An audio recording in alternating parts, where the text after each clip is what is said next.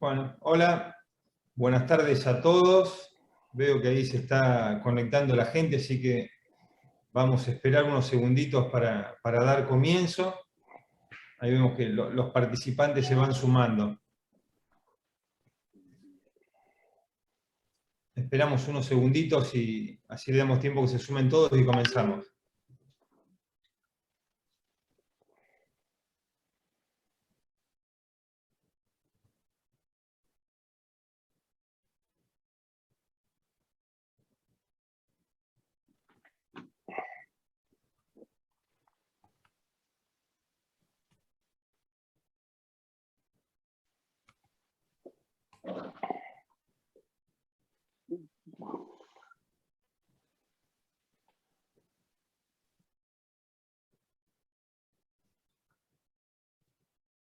Esperamos un minutito más.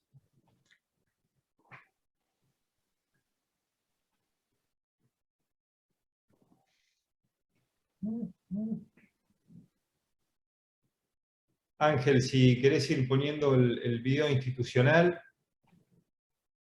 Ahí va. Sí, eso te iba a decir.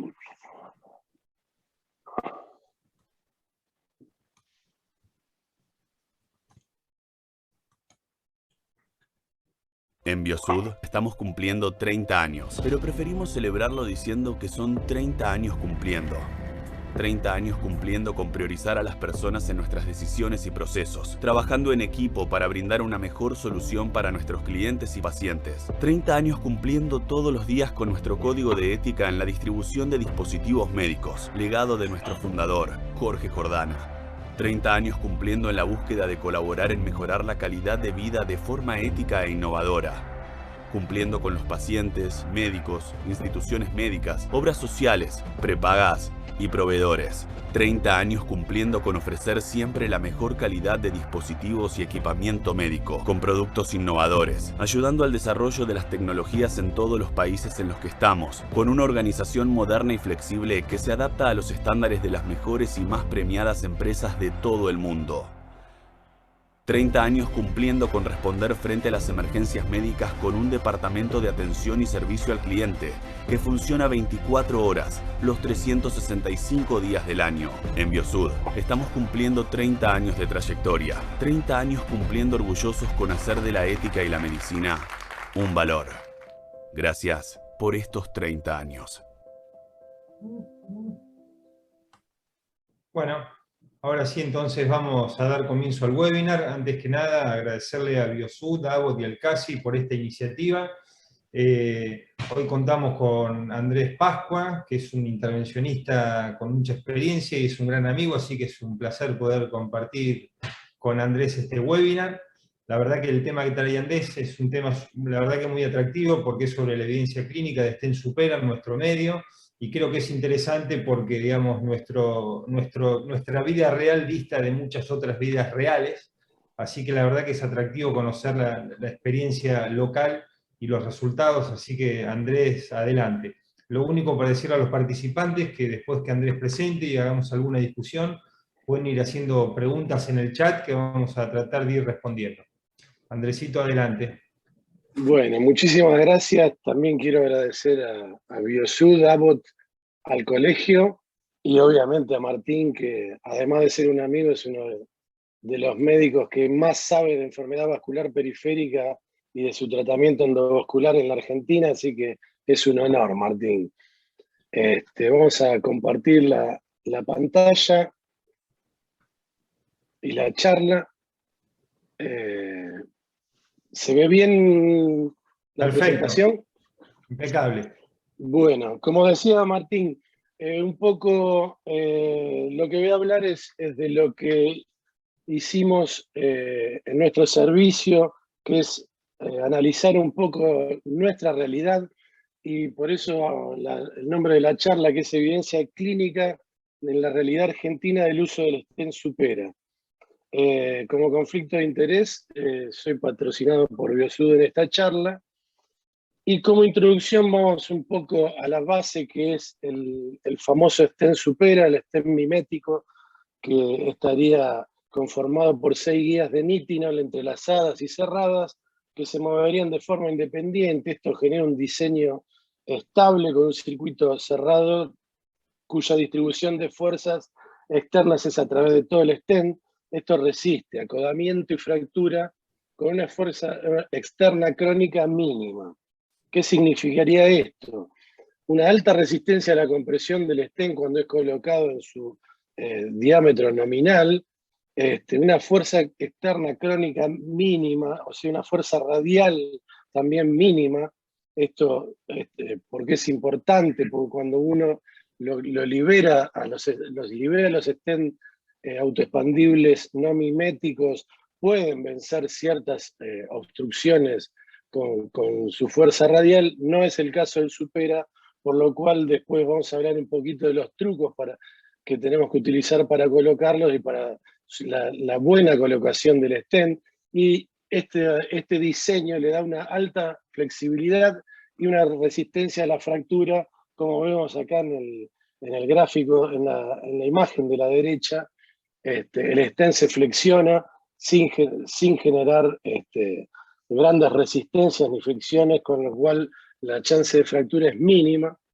Esto está comprobado en más de 2.000 pacientes con 0 fractura, y un poquito mostrarle lo que es la evidencia internacional, el registro de Múnich, el Super ID, el registro de Leipzig, el de Tucson y todos estos registros con pacientes a los cuales se le colocó Supera, en los cuales fíjense que la permeabilidad primaria al año es muy alta para la femoral superficial, no importando mucho la longitud de la lesión o modificándose poco por la longitud de la lesión, pero sin embargo estamos hablando de las mayores longitudes cercanas a los 30 centímetros, lo cual no es lo que hacemos nosotros y lo que les voy a presentar de nuestro trabajo. Otra cosita que quería recalcar y que después lo podemos discutir es que la permeabilidad primaria al año, en general, no sé si está de acuerdo Martín, pero lo podemos charlar, la permeabilidad primaria de cualquier stent autoexpandible en femoral superficial es bastante buena, y los problemas empiezan después del año. Entre el año y el 2 años se ven muchos problemas, y esto es un poco el tema que queremos evitar con el stent Supera. Como introducción, y volviendo a lo que habíamos dicho, ha demostrado el stent en múltiples estudios una tasa ínfima de ruptura. Lo ha hecho esto un stent atractivo para el tratamiento en la arteria femoral superficial y de elección en sitios de flexión: femoral común, femoral superficial proximal y poplitea.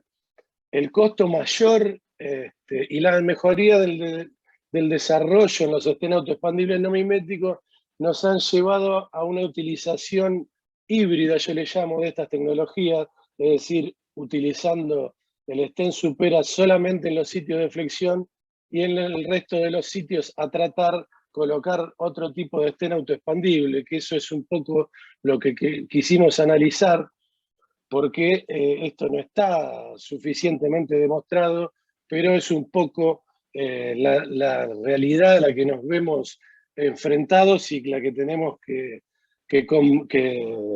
vivir, ¿no? Como les venía comentando, la autorización de estas tecnologías, al menos en el grupo de pacientes que tratamos nosotros y sus pagadores, fue solamente en los sitios de flexión, e inicialmente solamente en poplitea. Después, con algunas charlas con auditores y demás, logramos que se pudiera autorizar en el sitio de flexión proximal, es decir, femoral común o superficial proximal, pero no nos autorizaban estas tecnologías en el resto de la femoral superficial. La afección de los segmentos de los sitios de flexión es más frecuente en las lesiones más complejas, en las TACS-D habitualmente, y habitualmente estamos tratando en pacientes con afección multinivel. La combinación, como les decía, del stent Supera en sitio de flexión y stent autoexpandibles, no miméticos, o balones liberadores de droga en el resto de los territorios no ha sido evaluada en estudios, por lo cual decidimos evaluar nuestros resultados utilizando esta combinación de tecnología. Bueno, nosotros comenzamos, como les decía, a utilizar el stent mimético en sitio de flexión combinado con autoexpandible y DEP, y tuvimos en un corto periodo de tiempo varios pacientes con eventos adversos. ¿Qué es lo que decían los intervencionistas jóvenes del servicio? Lo supera, se tapan todo. Esa fue la vox populi de nuestro servicio. Por lo tanto, en ese momento decidimos evaluar nuestros resultados en el uso y definir si la forma de utilizar lo que estábamos realizando era adecuado. Por eso analizamos nuestros resultados y surgió este trabajo que fue presentado en el SOLACI. El SOLACI fue virtual, pasó sin pena ni gloria, pero un poco el título era lo que les quería, ¿por qué stent vasculomimético soluciona pesadilla? ¿Por qué le pusimos así? Justamente por esto, por la sucesión de eventos adversos que tuvimos todos en poco tiempo, lo cual llevó a decir que los supera se tapaban. Entonces fuimos a analizar todos los pacientes. Lo que hicimos fue un estudio retrospectivo, cuyo objetivo fue evaluar la permeabilidad primaria y secundaria a mediano plazo del stent supera para el tratamiento de la enfermedad aterosclerótica de miembros inferiores. Como definiciones, permeabilidad primaria es la permeabilidad primaria del stent sin necesidad de reintervención, y la secundaria con cualquier actuación realizada para mantener la permeabilidad de la circulación arterial del miembro.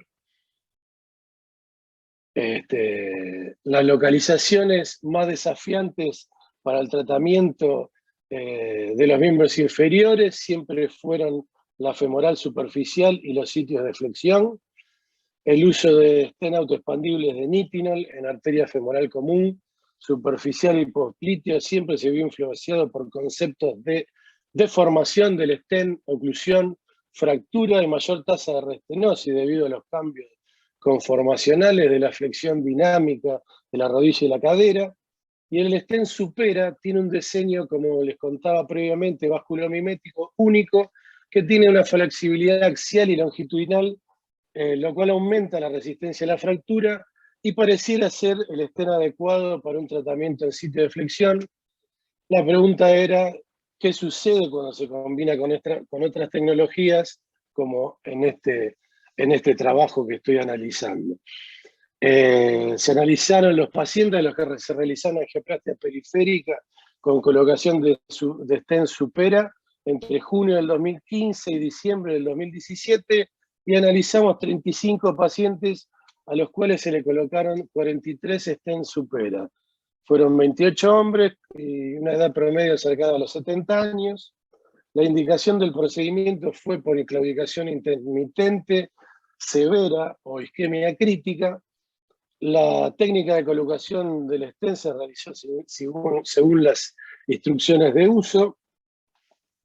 Todos los pacientes fueron tratados con doble antiagregación durante 1 a 3 meses y el seguimiento fue clínico y ecográfico en promedio 25.5 meses. Esta es la población que tratamos. No sé si se ve la flechita, Martín, sí. Perfectamente, Andrés, perdón, tenía el audio apagado. Bien.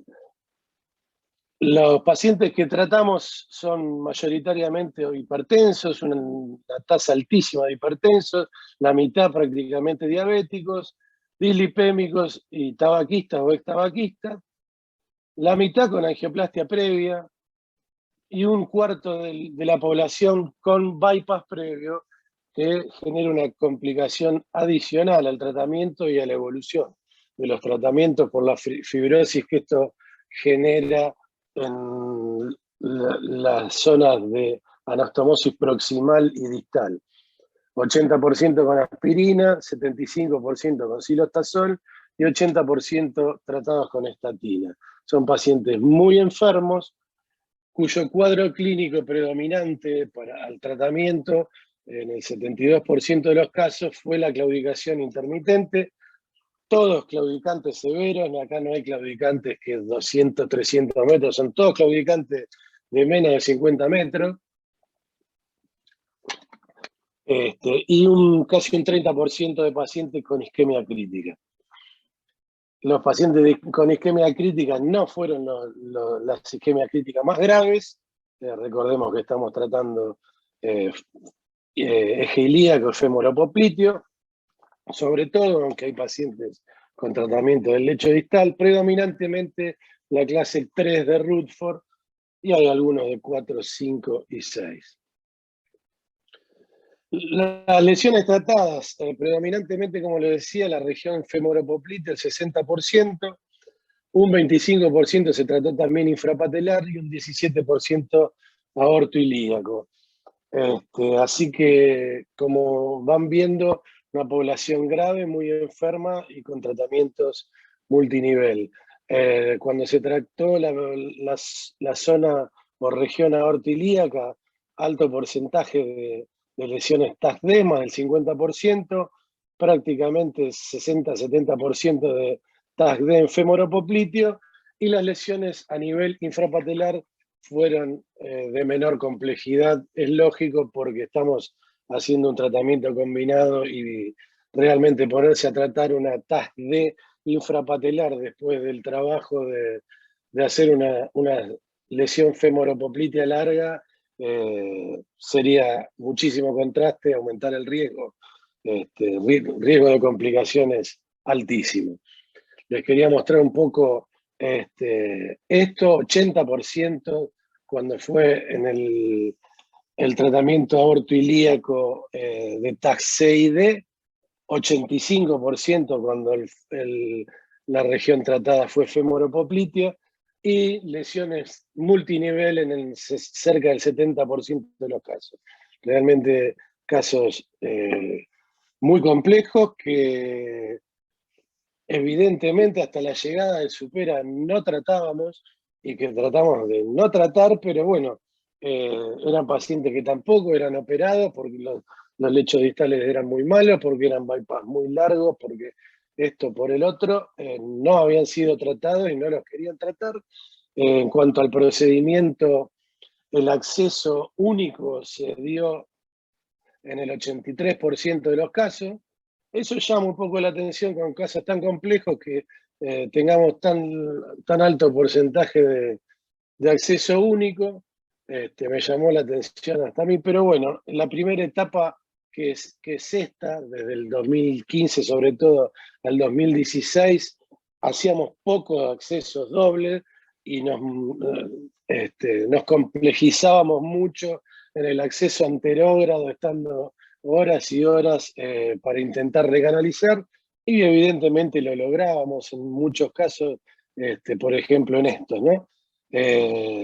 Cuando el acceso fue femoral contralateral en el 37% de los casos y femoral homolateral en el 35%. Después tenemos los accesos distales, popliteo 13%, infrapatelar 5% y humeral 10%. Acá están todos los stents, los materiales utilizados, fíjense que son una cantidad importante.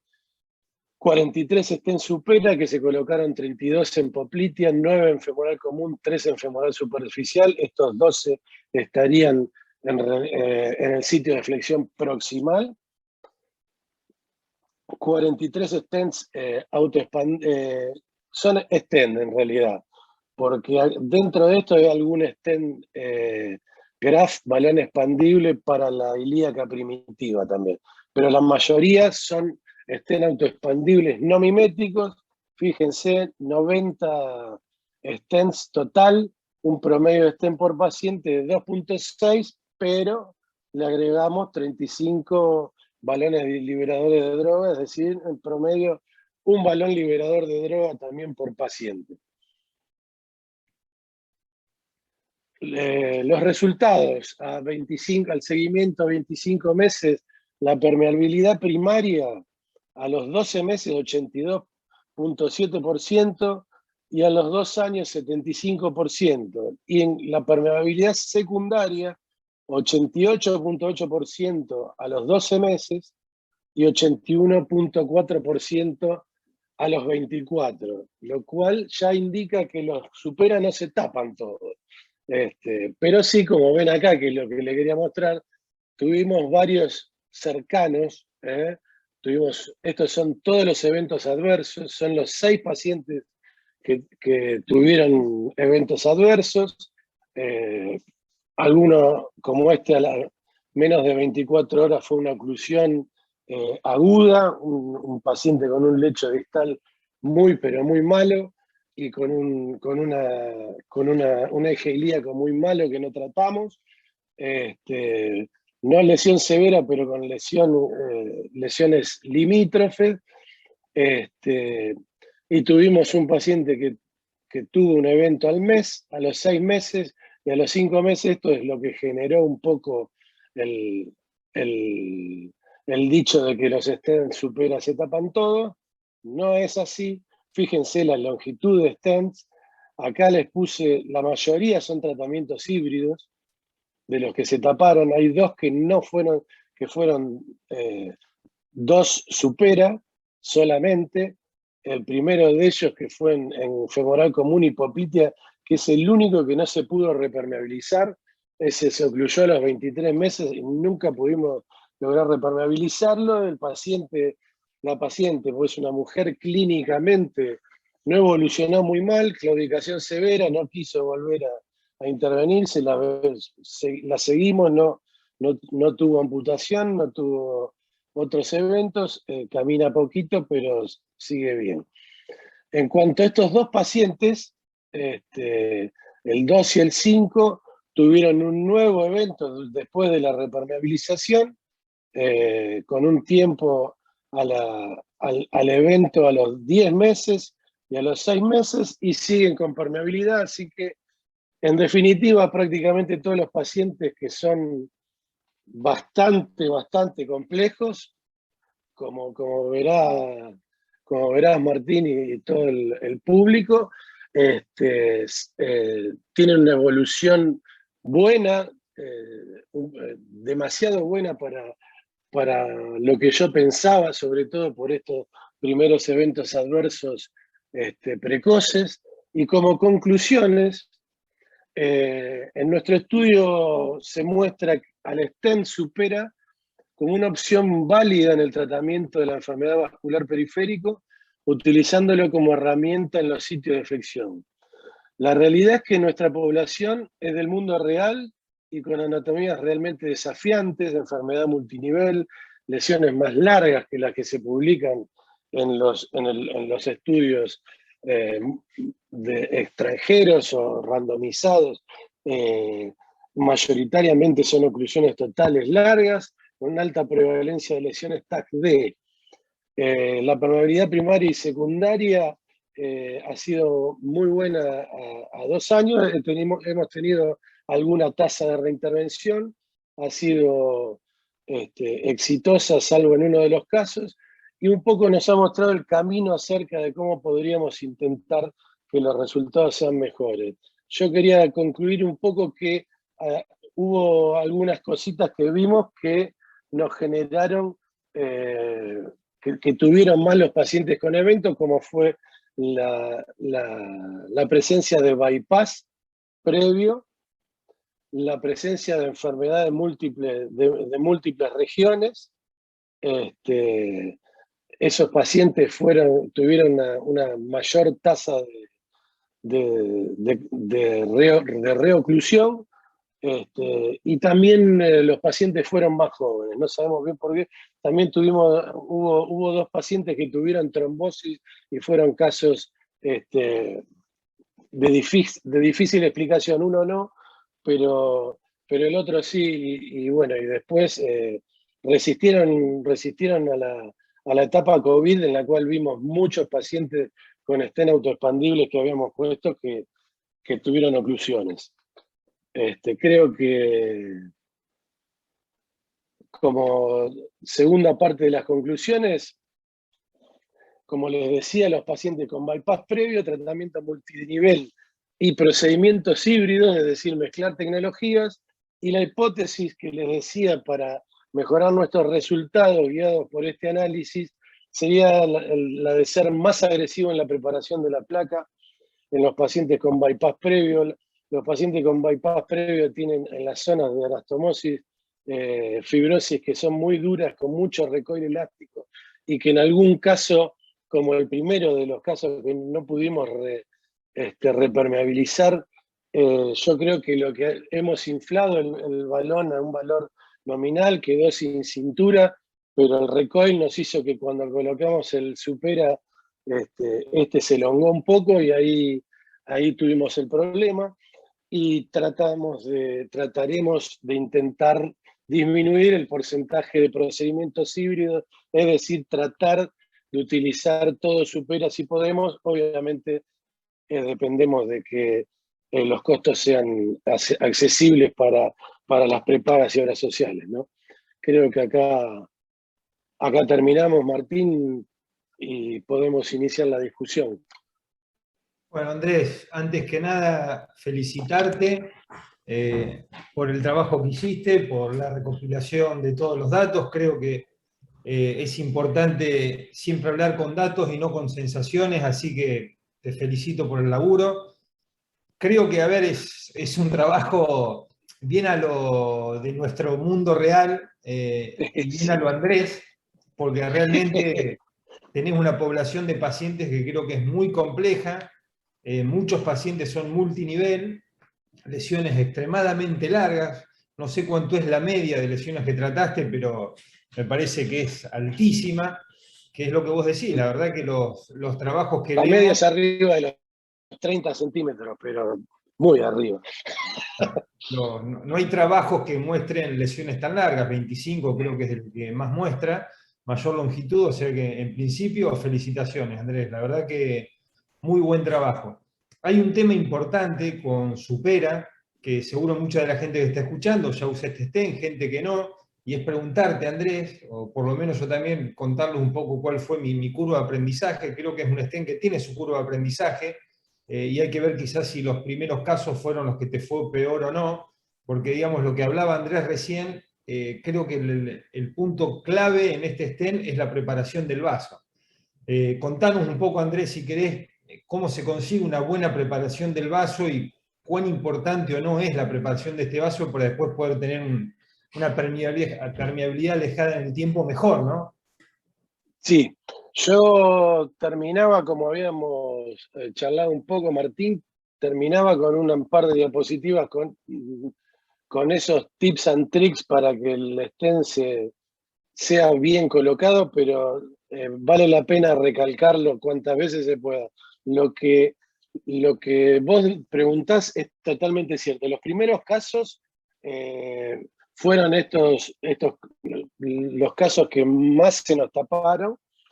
La preparación del vaso, en ese momento la instrucción de uso era dilatar el vaso 1 a 1, y después colocar un balón del mismo diámetro que el stent supera colocar. Fueron unos pocos casos. Las instrucciones después fueron la realidad es que lo que hacemos y que con lo que el stent nos queda como debe ser, es decidimos tratar un vaso de 6 milímetros, usamos un balón de 6 milímetros, sí, pero ponemos un supera de 5.5. Si el stent, el supera es de 6.5 porque pensamos que el vaso es 7, balón de 7 y supera de 6.5. Siempre el balón debe ser medio milímetro más que el stent para generarle el espacio que el stent necesita para acomodarse y no alargarse ni acortarse. Eso en un primer momento, yo si te muestro las imágenes de los primeros stent, algunos parecían una cebra, porque era comprimido, elongado, tardábamos, como lo decíamos la otra vez, tardábamos 20 minutos en colocarlo, nos irradiábamos las manos, y realmente hoy, si uno le hace, la preparación correcta, que debe ser con lo que sea, si no se puede con un balón convencional, vamos a un balón no complaciente, vamos a un scoring balón, a un cutting balón. Hay que prepararlo bien porque si no el stent no conviene colocarlo, porque si queda estirado tiene sus problemitas. No digo que se le va a ir sí o sí mal, después muestro algún dato que nos acercó Biosud de la ciencia que generaron ellos, Abbott inicialmente, y que demuestra que baja la tasa de libre de eventos, ¿no? De Sí, permeabilidad. Hay una realidad, digamos, cuando el stent queda comprimido, digamos, la tasa de permeabilidad es bastante similar o un poquito inferior a cuando está nominal. Cambia mucho cuando uno pasa, digamos, el 10%, digamos, de elongación de la longitud del stent, ahí es donde empieza a cambiar un poco la permeabilidad y cae. Yo creo que lo que dice y comentaba Andrés, creo que es el punto crítico de Supera. Cuando nosotros también comenzamos a usarlo, nosotros teníamos mucha tendencia a usar stent primario. Con este stent está absolutamente contraindicado usar stent primario. O sea, directamente hay que quitárselo de la cabeza. Preparar el vaso bien es la clave del éxito, ¿no? Y yo creo que tiene su curvita de aprendizaje. Y bueno, me parece que la curva está ahí, sobre todo, ¿no? En preparar bien el vaso y ser bien agresivo. Me parece que esos son los puntos quizás más críticos de la utilización de este stent. Sí, y no confiar. Mira que yo te cuento una anécdota de un caso que obviamente me decían, está prohibido el stenting primario, y viene una paciente con enfermedad poplitea aguda, era una paciente que habíamos tratado femoral superficial y la poplitea estaba sana. A los 3 meses viene con una oclusión aguda de la poplitea, y yo le puse el stent Supera primario. Digo, esto estaba hace 3 meses, sanito, y me equivoqué, porque en un lugar se ha roto una placa, ha pasado algo, que en ese pequeño, cortito tramo se me estiró, y ahí me restenozó. Me restenozó, como está descrito, tal cual. El stent primario está prohibido. Sí, después otro tema importante a tener en cuenta es para aquellos que trabajen por vía anterógrada, ojo con la colocación del stent en zonas muy proximales, que les puede pasar que si el stent se les estira mucho, he visto algún caso que el stent ha quedado salido afuera de la arteria, ¿sí? Entonces es importante, por eso sobre todo, trabajar muy bien la lesión para que el stent termine nominal. Si no, la otra opción es, si quieren ir proximales, la técnica que describió Mariano Palena, la técnica Presto, que conviene colocarlo por retrógrado para asegurarse el ostium de la femoral superficial. Andrés, te hago algunas preguntas que hacen acá de la gente que está participando. Me preguntan si en territorio Task 6D colocaste stent Supera también o no. A nivel aortoilíaco, perdón. ¿A nivel del eje ilíaco? Algunos en ilíaca externa, hasta ilíaca externa, más no. Yo la realidad, la forma que tenemos en eje ilíaco, yo coloco stent graft en la primitiva, y después en la externa coloco autoexpandibles, que nos va bien realmente. Pero bueno, en la zona distal de la ilíaca externa sí tenemos colocado algunos. Bien. Pero que vienen de común, ¿no?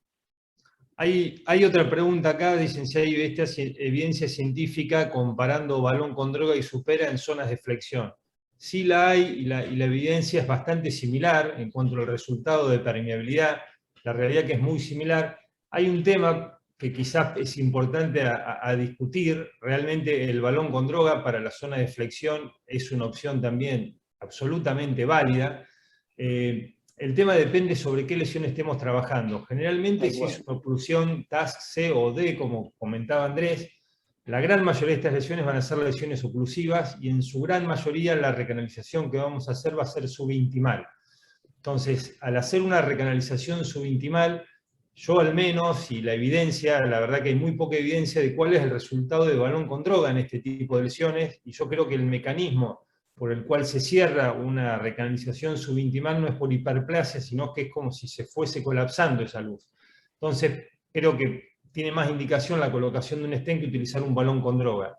En lesiones estenóticas, creo que quizás el balón con droga es la primera alternativa, pero en lesiones oclusivas, donde intentamos o recanalizamos por vía subintimal, yo por lo menos creo que hay que ir directamente con un stent y no con un balón. No sé, Andrés, vos qué opinás en este tipo de lesiones.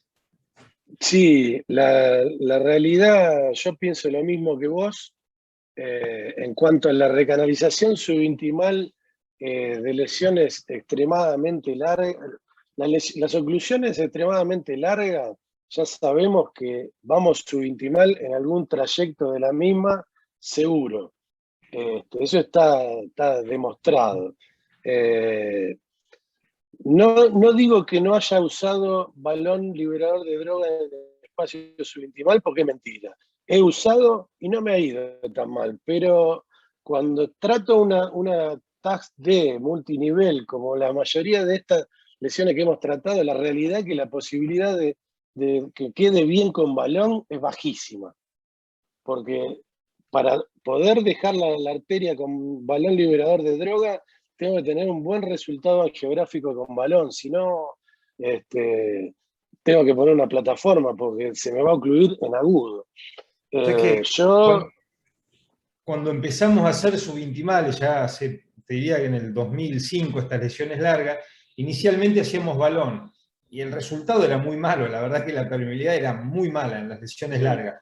Después empezamos a colocar stent en los extremos, pensando que, bueno, si sujetamos los dos cabos de entrada y de salida, digamos, en el espacio subintimal, nos iba a mejorar la permeabilidad. Y la verdad que se nos tapaba en el medio. Y es lo que digo, es como no era una hiperplasia, sino lo que ocurriera como un colapso de salud falsa. Después pasamos a hacer full metal jacket, que tampoco es la opción más atractiva, pero es cierto que quizás es lo que más dura. Lo que pasa, vamos a necesitar múltiples reintervenciones para mantener una permeabilidad aceptable en el tiempo. Hay algo, Andrés, del trabajo tuyo que es muy bueno, que es que si bien te cae la permeabilidad al inicio, en el tiempo se sostiene. Sí, sí, eso es verdad. Y es un poco lo que más sorprendió. Así que, y lo que más nos alentó a que a seguir tratando a estos pacientes, porque realmente cuando tuvimos esos eventos adversos dijimos, y esto estaremos haciendo bien, porque son casos que demandan mucho material, mucho tiempo, mucha irradiación y mucho gasto, y si no nos duran, no sé si es lo correcto. Lo que sí les cuento que los pacientes no eran, como les decía, no era un claudicador de 200 metros, eran claudicaciones bien severas y isquemias críticas. Esto lo charlamos desde hace varios años, creo que desde que nos conocimos con Martín. Él me lleva por el lado, y en isquemia crítica vale todo, estoy de acuerdo. Esa es una frase de Ravelino. Estoy totalmente de acuerdo. Y en claudicación muy severa, yo creo que no queda, si el paciente lo exige, no queda otro que intentarlo.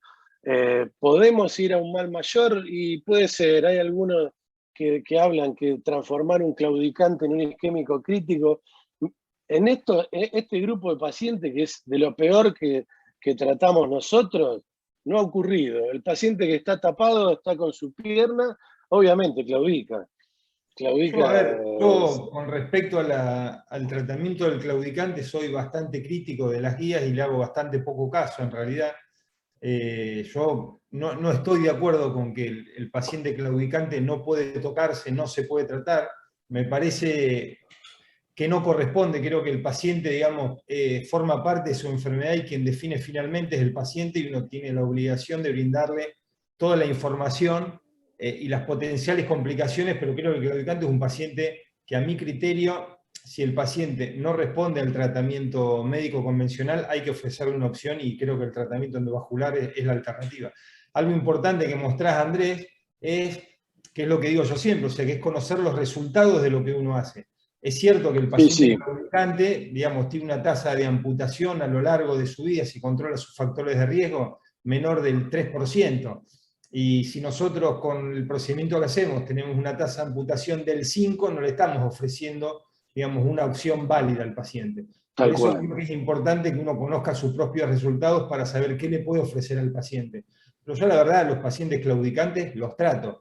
Y independientemente de la longitud, ¿qué quiero decir con esto? Hay pacientes que caminando 100 metros para hacer su vida cotidiana les es suficiente y no es una limitación, y hay pacientes que son jóvenes y 300 metros les genera una limitación enorme. Entonces, no, sí, totalmente de acuerdo. Exacto. A lo que me refería por ahí, Martín, que estos pacientes son tan complejas la resolución que uno lo piensa un poco más.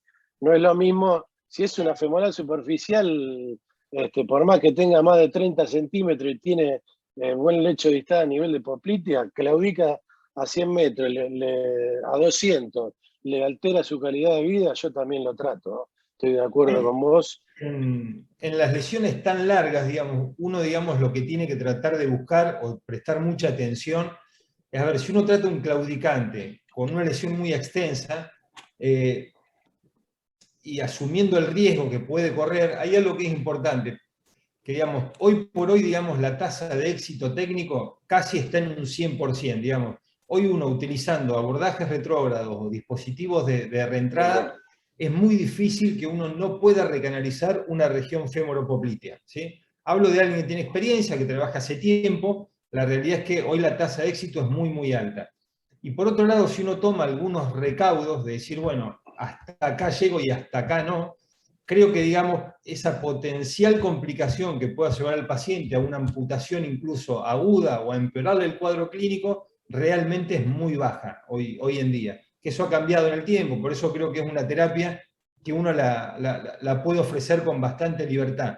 Pero es importante conocer cómo le va, porque si nos va peor que la propia evolución de la enfermedad, y la verdad que la terapia que le estamos ofreciendo no es la mejor alternativa, ¿no?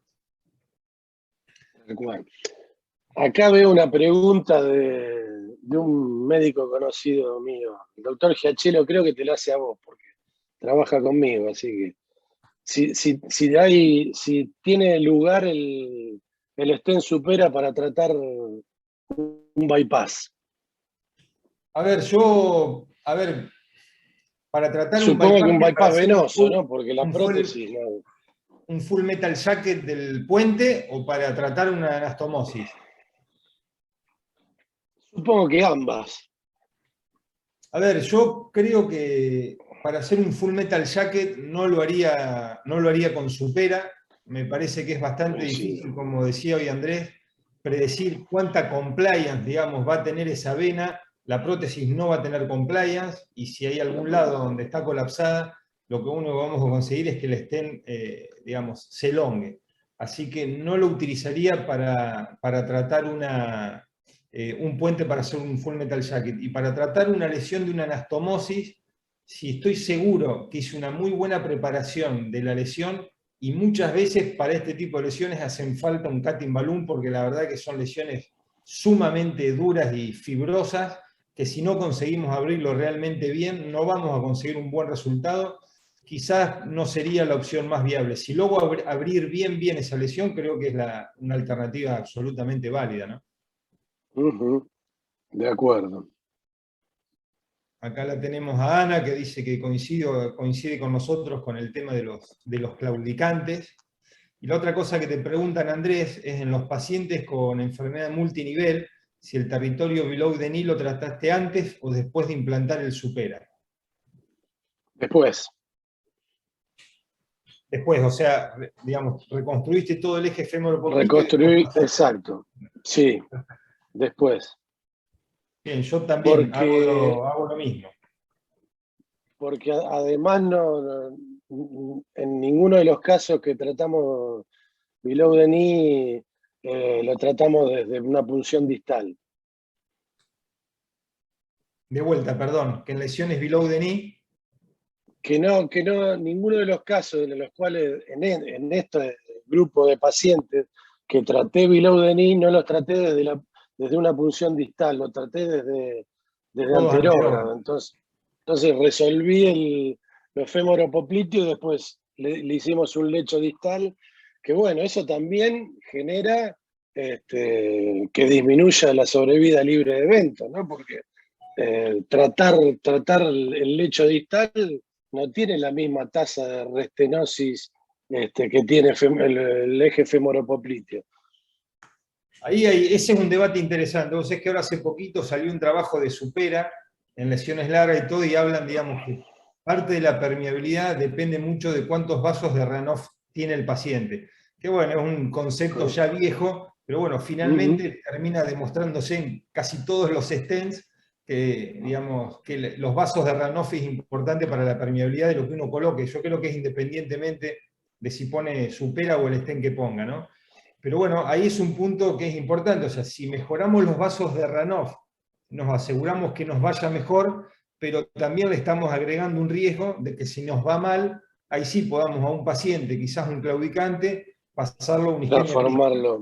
Sí, yo en general no trato below the knee, salvo una situación puntual que ahora les comento, si el paciente no tiene isquemia crítica. El único caso donde sí trato un paciente quizás sin below the knee es un paciente sin tibial anterior con una lesión en el tronco tibio peroneo, claro, que pasa a convertirse en una poplitea para ese paciente en realidad.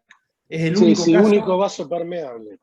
Exacto, es el único caso donde realmente sí voy a ser agresivo en tratar una lesión del tronco tibio peroneo, pero nunca voy a tratar lesiones, o generalmente no trato lesiones infrapatelares si el paciente no tiene isquemia crítica.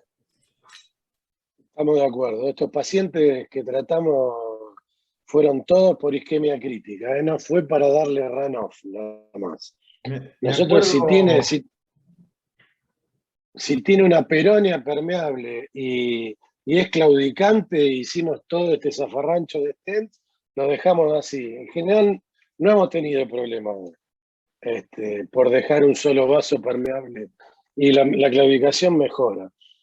No, yo creo que hay que ser precavido. Me acuerdo hace 3 años atrás en un link estaba Ferraresi, había muy poquita gente, y mostró un caso de un árbitro de la liga italiana que le hizo una angioplastía, un vaso, le quedó bien y dice, bueno, tenía una lesión trófica muy chiquita. Bueno, sigo con todo. Le hizo los 3 vasos, el arco, el pie, se le trombosó todo y el tipo terminó amputado. Me acuerdo siempre del caso ese que mostró.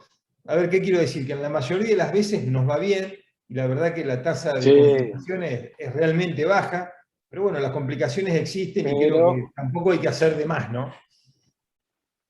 No, y hay que hacer, si tenemos complicaciones, que sea por necesidad clínica del paciente. En isquemia crítica, como decís vos, vale todo. Andrés, hay algo que es importante, digamos, de cuando apareció Supera en escena, acá en nuestro medio, la verdad que algo que vos comentabas hoy, los auditores eran bastante reacios al autorizar este insumo por el costo, y la verdad que teníamos serias dificultades, y hoy por hoy, digamos, es una práctica que en los territorios que vos mencionás, en realidad es bastante aceptada por la gran mayoría. ¿Tenés la misma experiencia? Sí, la misma experiencia. Realmente hoy no es tan problemático como al principio. Como te decía al principio, me acuerdo en el primer Supera que puse en femoral, origen de femoral superficial y común, rechazado, no lo autorizamos, ya lo había puesto obviamente, no, porque está diseñado para poplitea. Y explicándole, tuvimos muchos problemas, y si cuando poníamos 2, rechazado, pero bueno, ahora vamos de a poquito avanzando y bueno, un poco uno tiene que tener su límite y no ponerle a todos los pacientes, pero a mí me parece que en estos pacientes hace diferencia. Sin duda. Acá hay una pregunta que nos hacían sobre el balón con droga y Supera, que es un trabajo que recuerdo. que hay un estudio en el cual hicieron un comparativo supera versus supera y balón con droga. Y la verdad que no tuvo evidencia estadísticamente significativa que el balón con droga más supera fuera superior a supera solo. Bueno, Así que me parece que es atractivo esto porque, digamos, en el resto de los stents autoexpandibles de nitinol convencional, el balón con droga agrega permeabilidad en el tiempo. Sin embargo, con supera es lo mismo, ¿sí? O sea que no vale la pena gastar un balón con droga y un supera porque la permeabilidad va a ser muy similar. bien. A ver si veo alguna otra pregunta. Nada, acá está Ana, que nos comenta que sobre todo en lesiones largas, el supera demostró comportarse muy bien, que es real, que es lo que Andrés mostraba. Yo la verdad que, Andrés, los casos que has mostrado son casos, lo que comentás son casos súper, súper complejos. La verdad que Si estas querés te lesiones muestro uno largas... nada más. ¿Eh? Tengo uno para mostrarte acá, si querés. Dale, adelante, Ahí, vamos. adelante. Lo hacemos cortito porque, bueno, Mira, te hago clínicamente, acá hay dos preguntas más en preguntas y respuestas. dale, Bueno, ya ¿querés? está la del bypass que lo comentaste, y si tiene lugar supera para tratamiento de la restenosis intra-stent. Podría tener. Sí, yo generalmente en la restenosis intra-stent trato de no poner otro stent si puedo, ¿sí? Sí, Mi opción ideal es el balón es con el droga DEM. para la restenosis. Pero Lo bueno, que hay pasa muchas veces que el que, resultado es malo, queda mal, y bueno, tal ante una cual. situación puntual es una opción. Pero Aparte la hay un tema de... restenosis intrastem muchas veces viene a raíz de una fractura y, y eso con balón con droga debería funcionar más. No sé qué pensás vos, Martín. No, si hay fractura del stent, sin duda que hay que hacer un relining y colocar un stent adentro. De eso no hay ninguna duda. Muchas veces las restenosis también son muy, muy duras, que incluso ni con un balón las Totalmente. podemos abrir bien, y en ese caso supera no sería una alternativa porque, digamos, se nos elongaría mucho. Pero, a ver, si nos quedó una buena preparación del vaso y hay una fractura del stent, yo creo que la mejor alternativa es, sin lugar a dudas, supera, ¿no? Pero no Sí. como tratamiento inicial. Creo que en la restenosis el balón con droga es la mejor opción. Bueno, muestro rapidito esto en paciente con Vale. isquemia crítica, crónica, dolor en reposo, úlcera en el antepié, con una evolución tórpida, tratado completamente con aspirina, rosuvastatina, cilostazol, amlodipina, losartán. Andrés, compartí pantalla, ¿eh? Ah, ¿no estoy compartiendo? No. Perfecto. Espera un segundito.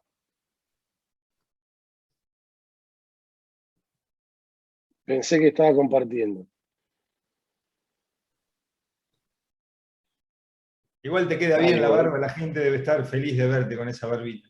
Sí, me imagino.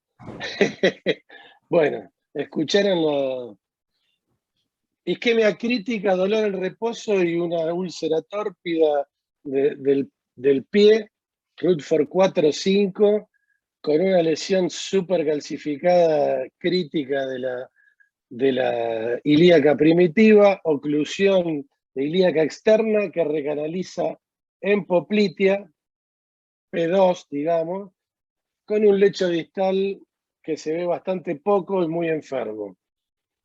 Del otro lado tenía prácticamente lo mismo, con continuidad de la ilíaca, pero oclusión de femoral superficial y recanalización distal. La lesión ulcerada era en esta pierna, por lo cual se decide hacer un procedimiento endovascular. Decidimos hacer un doble acceso humeral hipopliteo con el paciente dado vuelta, todo muy cómodo. Utilización de una vaina destination por acceso humeral izquierdo, un introductor a nivel P3, poplitea derecha, y utilizar guías hidrofílicas de tipo Stiff con catéter vertebral 5 French, como siempre usamos, intentar hacer un true and true. Acá está un poco el esquemita. la vaina destination de arriba. Lo que hicimos fue tratamiento. Recuerden que el paciente ahora está dado vuelta, el tratamiento del eje ilíaco. Como les dije, lo que hicimos fue colocar un balón, un stent balón expandible Graf en la ilíaca primitiva, se coloca un autoexpandible ilíaca externa, se balonea todo. Acá están las dificultades que tuvimos para juntar las luces desde la humeral y desde la poplitea. Tuvimos que romper con balones la íntima, lo logramos, ahí logramos el true and true. Y lo que quería un poquito, después de todo esto, nosotros resolvimos todo el eje y creíamos que teníamos que colocar un super acá en esta zona de flexión. Como decía bien Martino, y este caso lo traigo, ya lo he presentado alguna vez, tengo varios de estos casos en este grupo, pacientes que damos vuelta, pacientes complejos con doble, triple acceso. ¿Qué hacemos? ¿Alguien se anima a poner un supera desde la poplitea? El otro acceso sabemos que es humeral, y bueno, no, la realidad es como decía Martín, el supera, si está en una zona que se estira, nos puede salir por el introductor. Entonces la realidad es que no era seguro. ¿Qué hicimos? Dimos vuelta al paciente, pulsamos femoral contralateral, crossover, guía 0.18 a través de la poplitea hacia below the knee, y colocamos, fíjense, el supera. Este es un supera bien colocado. Creo que nos equivocamos, está un poquito estiradito ahí arriba. Está divino el dibujo ese, divino. Es no una foto del supera, no es un dibujo. Quedó perfecto. Esta es la imagen que logramos. El eje ilíaco muy bien, la femoral superficial, obviamente la profunda desapareció, fuimos todos subintimal, y acá tenemos un lecho distal que llega hasta el pie. Miren lo que tengo acá. Al paciente le fuimos a angioplastear la otra pierna como a los 2 meses, y fíjense cómo está. Seguimos con los stents permeables, todo perfecto, y es uno de los pacientes que tenemos en seguimiento, y sigue con claudicación a 500 metros. No, Andrés, la realidad es que está totalmente... Una consulta, ¿la profunda previo al tratamiento estaba? No, la profunda era un pelito, no. Estaba Bien. prácticamente tapada, se veía una rama de la profunda. No había una profunda buena. Y un poquito lo que habíamos charlado antes, si quieren discutimos todo después, así termino con esto. Vale. Lo que dijimos, lo de los tips and tricks para la correcta colocación, totalmente prohibido. Ya lo había anticipado Martín, el stenting primario. Hay que generarle espacio al stent, hay que preparar el vaso, y es algo importante, como mostré recién, la vía de acceso para la colocación del supera, para no hacer macana. Como dijimos, acá están las medidas, de 4,5 hasta 7,5, siempre predilatar con 0,5 milímetros de diámetro mayor, con balón. ¿Por qué? Porque esto es como también dijo Martín, si se comprime el stent quiere decir que tuvo mucho espacio, que está prácticamente suelto. Pero eso se adapta bien en la rendotelización. Fíjense que la permeabilidad primaria es buena. No es la cuando el stent está perfecto, pero es buena, cerca del 85%. En cambio, cuando está elongado severamente, baja a valores muy bajos, cerca del 60%. ¿Cómo se prepara el vaso? Nosotros lo preparamos prácticamente siempre con balón convencional. A veces, cuando hay una lesión que no cede, balón no complaciente, podemos usar scoring balloon o cutting balloon. Cutting balloon usamos bastante. Y si es necesario aterectomía o shockwave, también se puede usar y pueden facilitar la situación. En cuanto a la vía de acceso cuando lo colocamos en poplitea, vamos por vía anterógrada, puede ser crossover o anterógrada, no hay problema, pero anterógrada. Sobre cuerda 0.18, y la Presto Technique, que también dijo Martín, que el creador es Mariano Palena, es para colocarlo con precisión, ajustado al origen de la arteria femoral superficial. Eso se haría o desde poplitea o desde punciones distales. Eso es para evitar que cuando en una punción anterógrada nos vamos y se nos alarga el stent, se pueda meter adentro del introductor, podamos no terminar de liberarlo y tengamos una precisión total para colocarlo en el origen, que eso se logra solamente con la porción desde distal, abriéndolo desde distal a proximal. Bueno, yo en diapositiva no tengo más, creo que con el tiempo llegamos más que justo. Estamos más que justitos. Bueno, sí. Andrés, a ver, déjame ver si reviso si hay alguna pregunta dando vueltas.